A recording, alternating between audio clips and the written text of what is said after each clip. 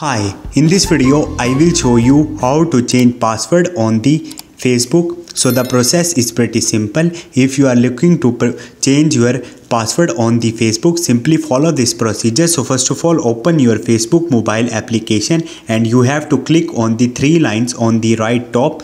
Once you will click on it, you will see page like this. Now you have to click on the settings and the privacy, and in the settings and the privacy you have to select settings. Once you will click on the settings, you will see page like this. You will see multiple options here. Simply you have to click on the password and the security. Once you will tap on it, you will see multiple options here. You have to select login, change password.